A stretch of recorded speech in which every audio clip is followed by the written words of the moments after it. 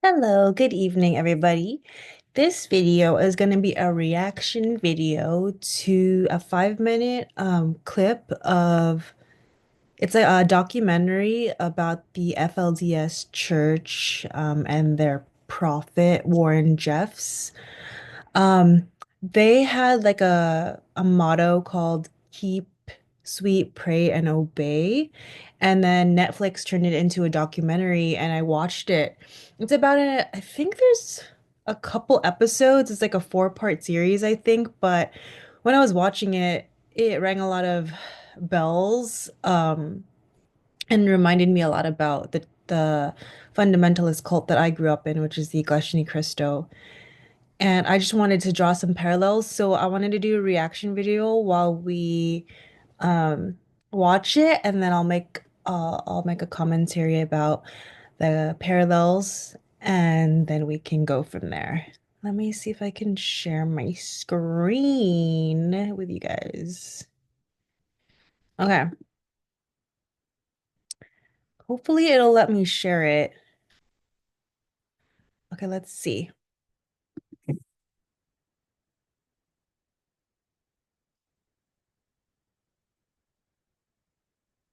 My childhood was so happy. Like there wasn't a place I would rather have grown up. This community was amazing. It was awesome. I mean, we could roam the hills, we could play in the creek. You know, the creek was my backyard.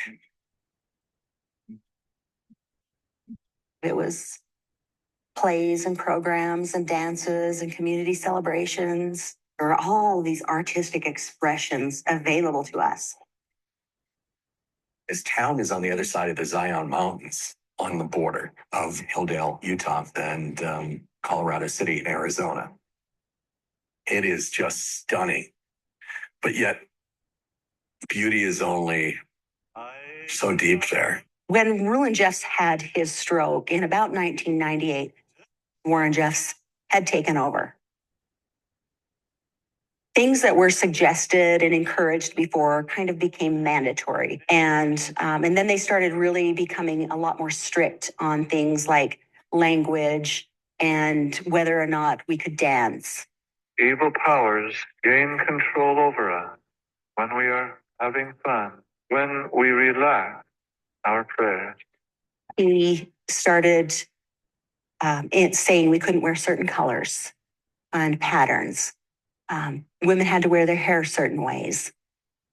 Warren just slowly controlled everything by information. You couldn't have the internet, no TVs, you couldn't travel, you couldn't be educated, and he'd always bring in some sort of revelation of why you couldn't do it. The Lord has a message to me. He will not protect an unclean people. And if you set a bad example, one day in the day of judgment, you will have to pay for it. At that point, you realize he's just down there playing around. Let's see what they'll do next. Warren stood up in church and announced that they needed to shut down the public schools because we had to associate with apostates too much. That was, two things that were really horrifying to me. First of all, that we had to shun and hate, which was not part of our religion, and that we were going to deprive children of schooling, which was really, really troubling to me. Keeping sweet is an exertion to remain clean and pure. If you're not keeping sweet, then you're not pure. You purify your heart by first cleaning up your mind. One of the things that growing up in this community was pretty sacrosanct was the family. That was one of the big changes that Warren started to make, just taking women away from a man that he was trying to punish. And he would give women to a man that he was rewarding, destroying family units that way. You ladies belong to the prophet. As far as the Lord placing you where you belong. He really kind of set himself up as God. Any feelings against your priesthood head is death to you. This is the law of God through the prophet to this people now. Uncle Warren was just like his father. They were just genuine, concerned, loving people. I don't know what else to say. I mean, that's my truth, and I'll hold to it. the church and Warren and the other church authorities were bombarded with lawsuits. All the court cases, all the subpoenas, and him thinking he's above the law. Finally, the people are going to see this man for who he really is. Ew. Oh no. They twisted the story of just like Joel Smith. They're persecuting the prophet. The day that Uncle Warren was arrested, it was like a very sinking feeling, extreme sadness. Now, why would they do that to us? Why? What are they trying to do? He's done nothing wrong. I know him personally, and I know that it's just not him. He didn't do it.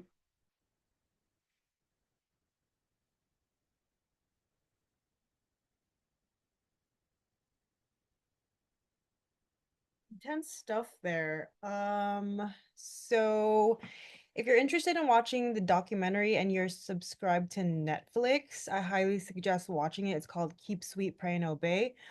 Obviously, there are a lot of parallels, the LDS Church with FLDS, I should say, Fundamentalists of Latter-day Saints, I believe.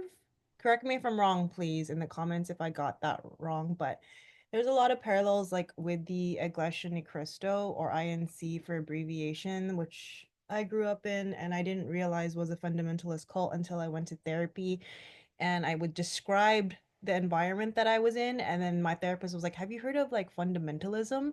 And then when I looked up fundamentalism, it was just like, oh my God, like all the light bulbs started like going off in my brain. Like this, I was like, this is what I grew up in, fundamentalism.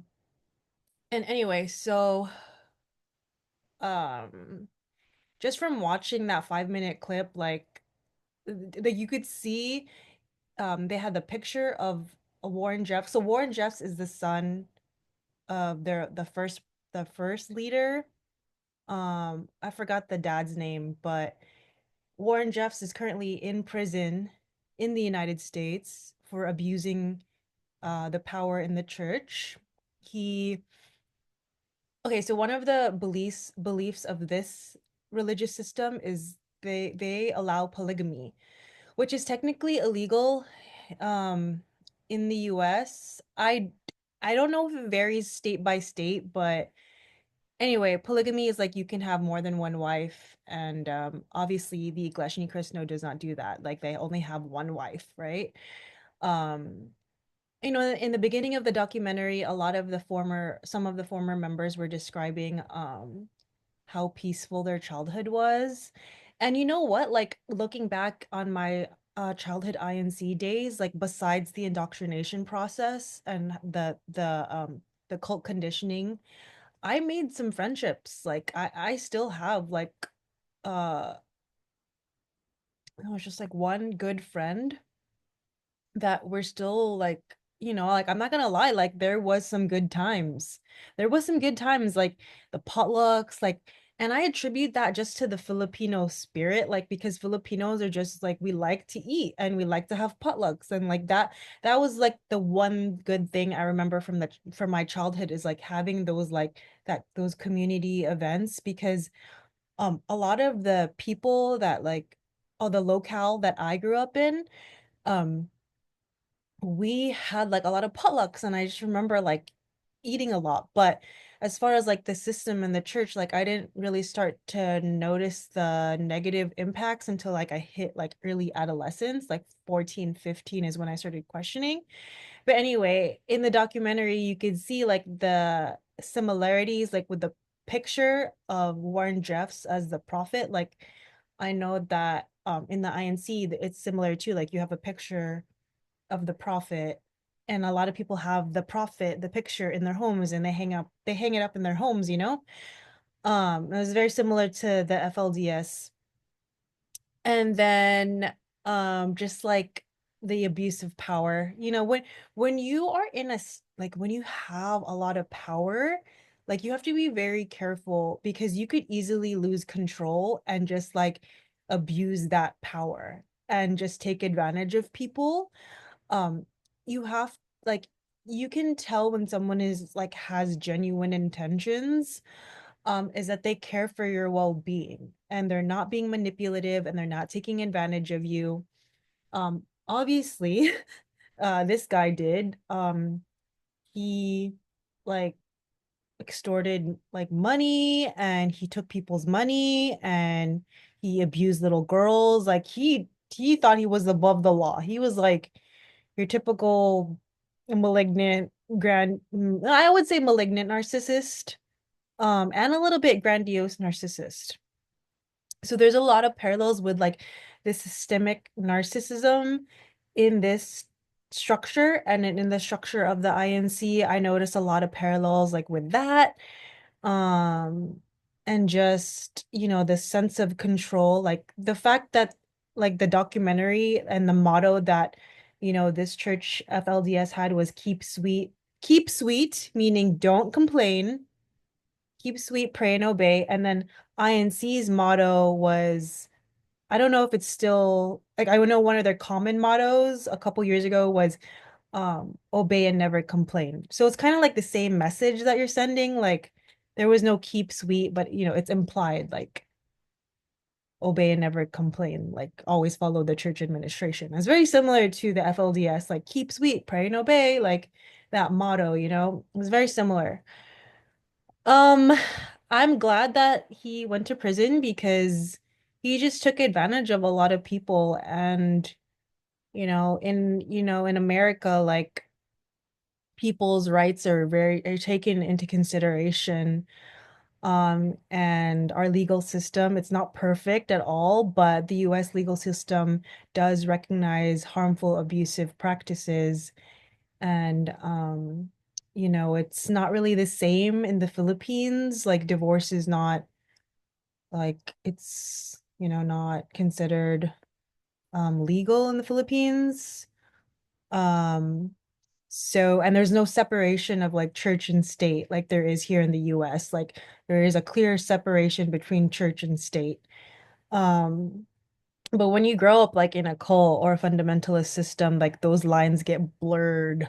They get hazy, So, um, yeah, that's those are some parallels there that I see. And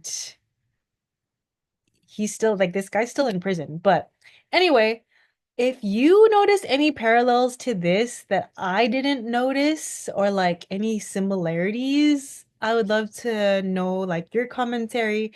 Feel free to leave a comment below. I just thought I would do this like interesting comparison like of the FLDS church and then the Iglesia ni Cristo INC, because like what really stuck out to me, and this is how like I'll just end the video with this, is like the picture of Warren Jeffs. It's not Jesus.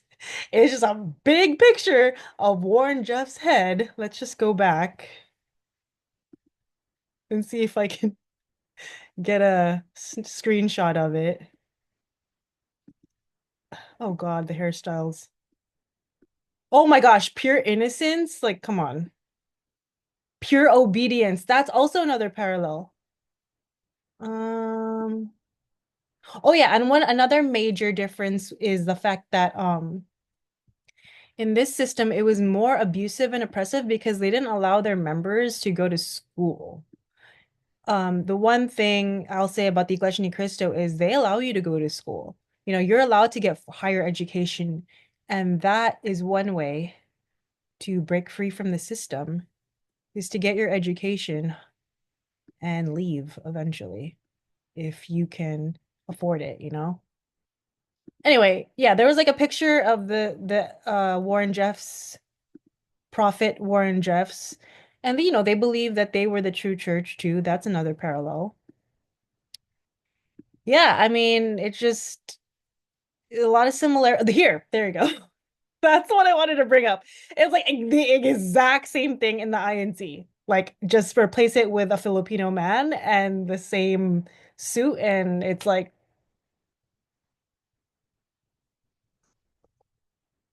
and you can see like the women like staring at it like, oh, like admiring him. And it's what's also so interesting to me is that when he went to prison, like a lot of women, well, some people like snapped out of it and were like, "Oh my God, like you're like bye," and they left. And but some people like remained loyal to him even if he went to prison because they viewed the prison system as like the devil, like, oh, they're trying to take him away from us, like that type of thinking, you know. So there's still a lot of, I think, a handful of people that still think he's the prophet. The picture's just really creepy. I don't even want to look at it anywhere. So we're just gonna stop the share. Just gonna stop the share and I'm gonna end this video here. I hope you guys have a good night because it's nighttime and I'm drinking my sleepy time tea and I will talk to you in the next video. Bye.